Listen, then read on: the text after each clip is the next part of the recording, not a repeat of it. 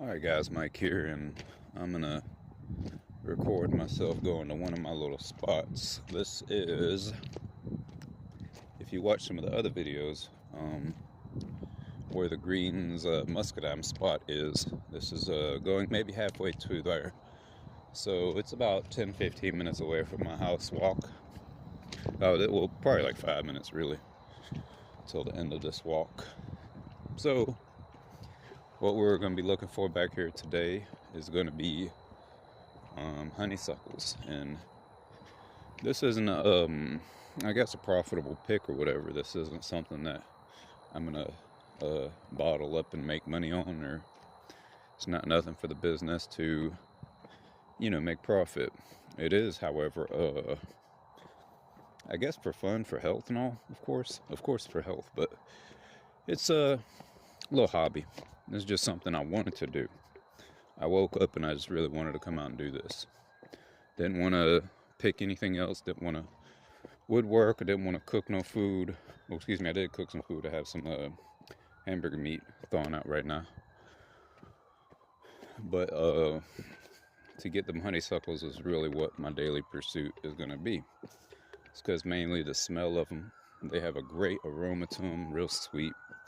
And at this time of year, there's not too many sweet aromatic blooms going on. And we'll be heading into winter soon, where we'll be doing the woodsy, earthy smelling stuff, as far as woods and conifers and saps and pines and pitches and tar and pine cones, all kind of stuff with evergreens. So this is the last of the Mohicans, I guess you could say. And I've already hit the one spot I do know that has them always. It seems to have a personal serving size ready for me every 2 days at a perfect picking height too. And I've already got those. Got them in my pocket. Not gonna get all of them out. I got about that much more also in my pocket, so that'll be enough for probably 2 cups of tea, mixing it with the goldenrod. Again, I'm trying to get the goldenrod formula down right, so I'm seeing how to make it taste the best, what form to do so. Oh my gosh, y'all. So guess what, guys? We're too late. There goes the Mexican morning glory. I do have a video of me picking this, though. I'm not sure. Oh man, I know I got a video somewhere of it. It was very intense the past couple days. It's still intact a lot over there. Oh man, that sucks, y'all. It was beautiful back here.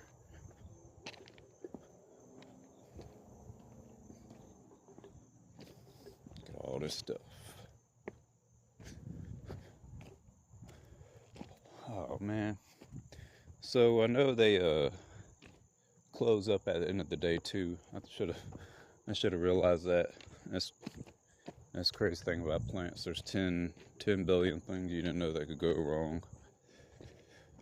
So yeah, here they go. The heart-shaped or spade-shaped leaves. That's all Mexican morning glory. There's a more refined purple kind somewhere around here. It sounds like a song I was just making. So this is a Mexican morning glory. It's closed on up. There goes one that's open. Boom. They're a little similar to honeysuckles that they got. Both of them got a little nectar area in the back. You see on a honeysuckle, that little thing back here at the stem, that usually has a little piece of nectar in there. And these guys have a similar setup. I don't have a degree in plant physiology, but I'll put those in, both of those back in my pocket. But that is a very plausible solution. So we have some wildflowers coming up too. That's just going to be crazy. These guys over here. So I'll keep an eye on this patch. This patch is pretty thick. On the side of the railroad tracks is a lot of times where railroad crews would they'd be driving by in their locomotives and they would toss flower and wildflower seed and all that kind of stuff into the areas as they traversed the nation. And they had a real big effect on the spread and propagation of wildflowers, because obviously they're taking species that are all across the nation that haven't crossed it themselves naturally through their plume of propagation, and they're furthering that by traveling thousands of miles in a week and pushing that seed into all kind of new climates to compete and to grow and to both displace the native plants and to evolve further themselves in their new regions. And so a lot of these areas on the side of the railroad tracks have been great spots for 100+ years to pick forage from. One of the first railroad tracks was not that far from where I'm at right now. I believe 1839. It was a line that connected, it was either Savannah and Hamburg or Charleston and Hamburg. And Hamburg it's Augusta, Georgia, basically. It's the other side of the river. It's on the border of Augusta, Georgia, basically. It's a hill that had a small community. So it was basically Augusta, Georgia, y'all. The place is called North Augusta now, which is its own municipality beyond the city of Augusta, which does not have a north side because we have a city called North Augusta to our north. And so these areas are great for picking from, great for foraging. They yield stuff all year round. It's maintained by the railroad, Norfolk Southern, and they cut up the trees, create fire breaks and all that.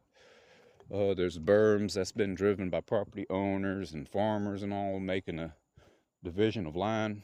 And so you get like these small 10-foot, 20-foot wide strips of land, like this one that abounds the railroad track and the property over there, which is the junkyard. And y'all will see just a unique habitat for them to grow without their larger plants overhead. The larger, taller canopy trees of the oaks and the pines and the maples and all that. And so you get a medium size range of plants that just do real well, dollop over each other. They create a little microsystem that's within the larger forests. It's very unique. Specifically, these areas like this right here, the strip you're seeing on the camera right now, I can't explain how important it is to bee pollination and for letting bees pollinate and spread nectar, bring it back to the beehive, and to fertilize and pollinate all the fruits and flowers that we will eat. These places provide like a all-you-can-eat buffet of great, nutritious, healthy food for them bees. I think it takes like 4 bees their whole life to make a drop of honey.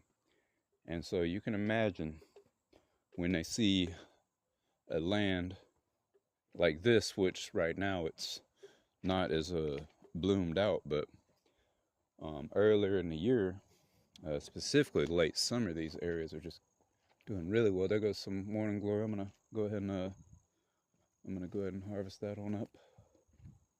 I knew I came down here for some reason, but I still have no idea what I'm gonna do with the morning glory. You see the purplish, light purple, pink color, whatever that is.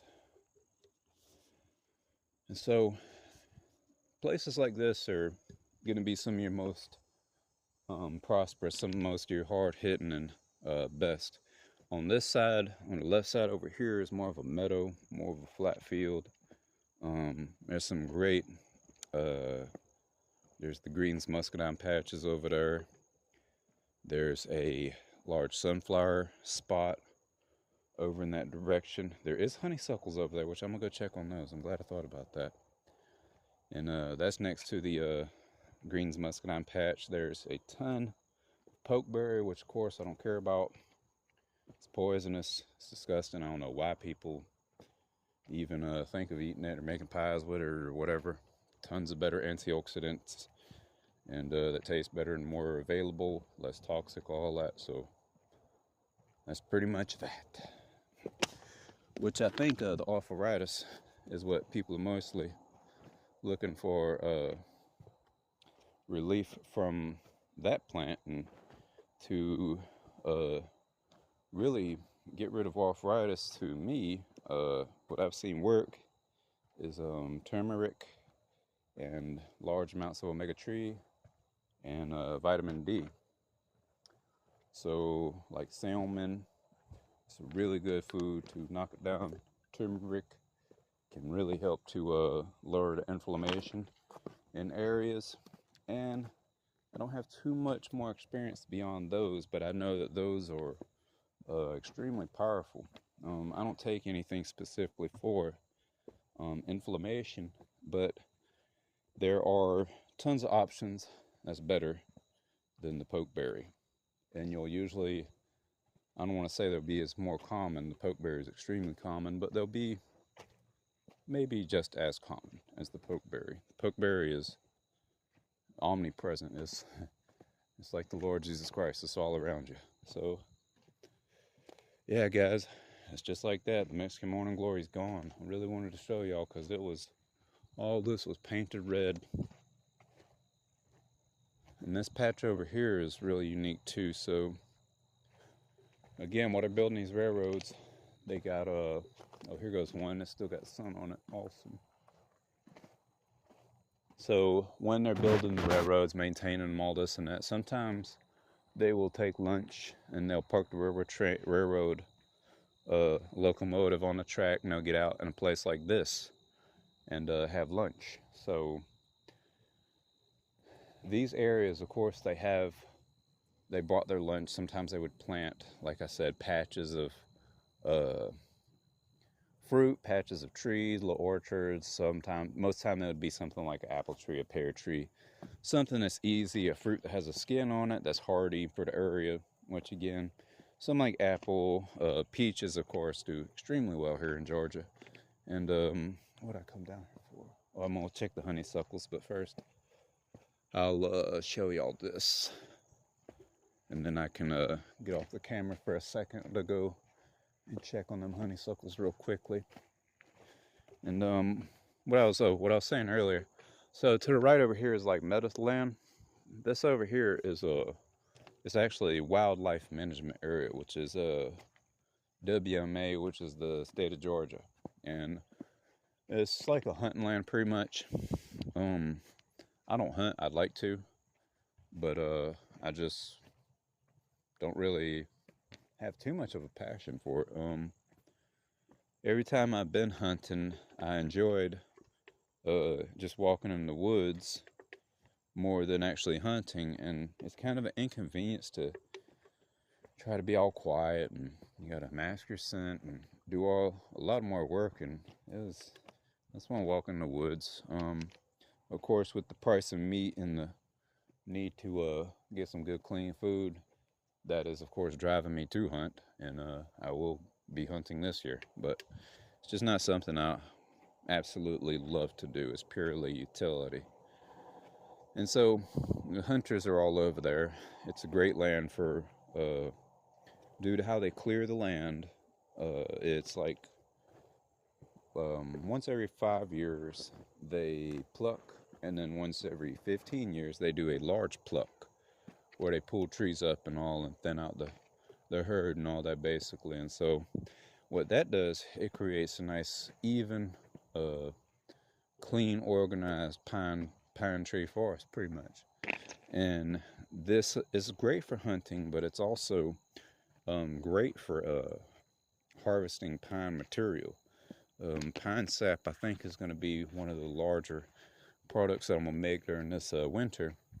And one reason is because we had an ice storm, the largest in like 100 years, that tore down like 15% of our trees. And so there's tons of pines hanging back there chilling, curing, drying naturally, getting that sap to the bottom, making the fat lighter, and really ready for me to go in there and take the gains. And so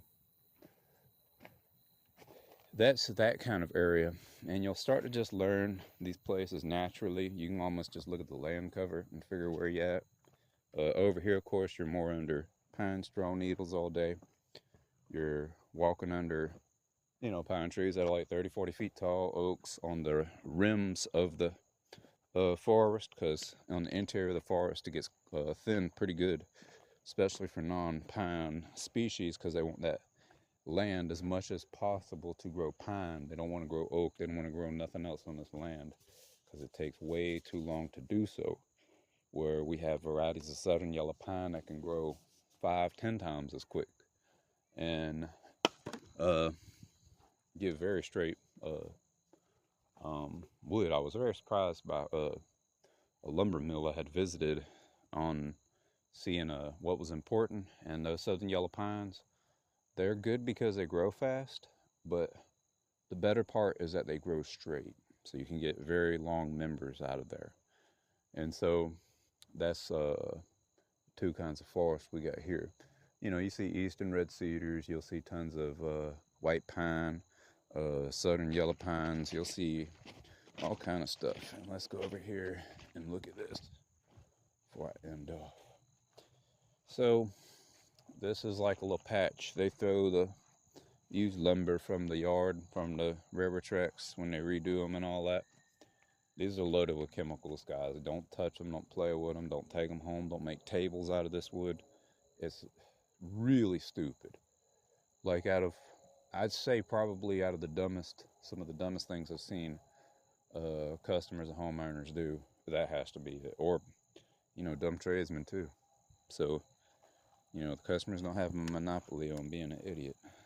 So, this stack right here, I think these are called yellow partridge plants. I'm going to embarrass myself, but I have no clue what this is. Of course, there's some kind of grass right there. And it has a really good aroma right here, guys. Real earthy. And so, as them plants are breaking down, as them timber frames are breaking down, those railroad ties in the back, it's feeding all these guys. The conifers particularly do pretty well off of breaking those guys down and not be affected by the chemicals as much. A lot of the chemicals that they use to preserve that wood is based off of natural chemicals that occur in cedar, pine, this and that. So, although it's a synthetic version that they're using, these cedars and all can really help break it down in these patches. These patches are rich for not only picking from and foraging, getting provisions or herbs or whatever, which you also got to be careful due to chemical exposure. These ties have been here for my whole life, and they were probably there for another time period about that. So I'm not sure if they're radiated off. I don't have like a counter thing to check what they're emitting or anything like that. It's just pretty much common sense. And these plants, they help to break that down, so it won't be as long of a time period until they're safe for consumption. So we got a cedar right here. We got a southern yellow pine. We got a white oak.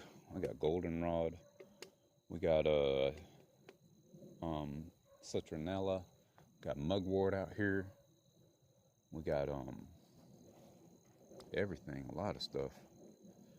There's a good mimosa across the way too. And these goldenrods, y'all, they're like a dime a dozen. So I was so hardy on picking those, and but I think I probably have a couple years supply now of what I would use, and I also have a good bit to sell. So goldenrod may be the first of the crops that I'm selling, picking, starting this business with, that I have an excess of. inventory, a readily available supply of inventory, and I don't know what to do with it. And I'm already drinking a ton of it a day. I'm giving a lot of it away as samples, which is probably what will happen to the majority of it. I'll make some tea bags, some large tea bags that can brew a whole gallon or so, and I think that will be a great promotion item. Does have some acceptance, and a lot of people already know of goldenrod tea, but it's not vastly famous. It'll be a smaller niche market. The real big problem that I'm gonna see with it is that it grows everywhere. So why are people gonna buy it? So great little ordeal there. Which is again why I think it would be best as like a marketing strategy, giving them away and such.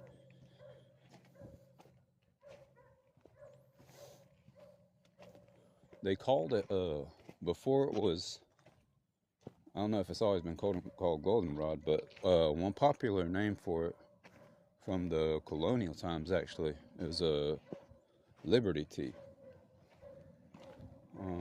It was so superfluous throughout colonial America. It was everywhere. It was after of course tea imported from the British Empire, it was widely used. It was one of the most widely used, except for real traditional tea. So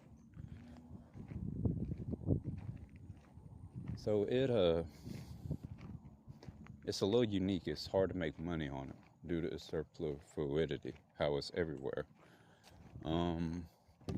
One good thing though I have noticed, since I've had so much, I've been experimenting with the ways to make it, prepare it, and dry it. And I found pretty much that if you use just the flower from the most mature, most beautiful plants, like lush foliage and good spot, no microclimate problems, you dry it for about, so far it's been a week and a half to about 2 weeks. I have this batch, and I drink some from it almost every day, and I can kind of tell the flavor profile changing, and it changes a good bit as far as I'm talking about, like as aging, curing, and drying and all. So fresh, green, even with a strong wash off in the beginning and a short brew steep time, it still comes off with too bad of a taste. I don't like it, so I'll share with y'all that kind of experimentation. And it was really crazy because I did not expect goldenrod to be important to this business like that. It's like my first Frankenstein monster I can experiment on. I got tons of it available. Speaking, there goes more right there. It's everywhere. I'd say it's the most common plant out here right now.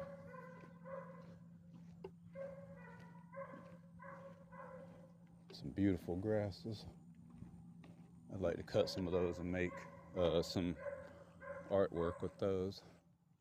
I'll show y'all this real quick too. I gotta be careful because there's a lot of homeless people in these woods.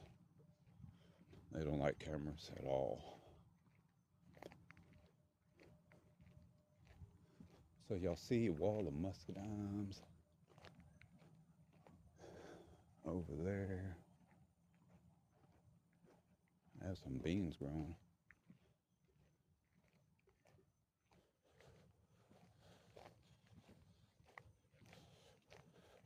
Goes more pokeberry. Everybody loves that one. Again, y'all know my opinion on it. It looks good. In particular, like this monstrosity right here.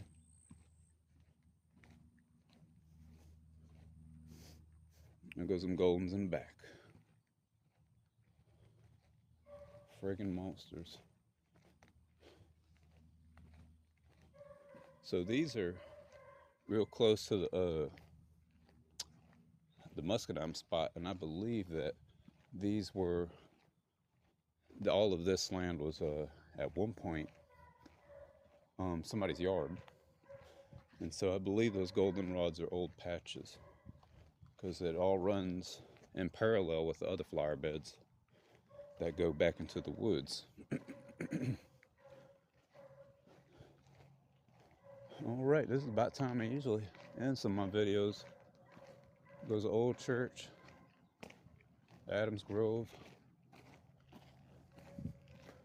I guess it was a grove of these red oaks here. Y'all wouldn't even believe the size of some of the oaks that was out here before the storm. You couldn't see over all this. It was like a wall of massive trees. I think there's still a stoop or two over here that I can show y'all. Real old historical church, 1880s I think is when it was originally made.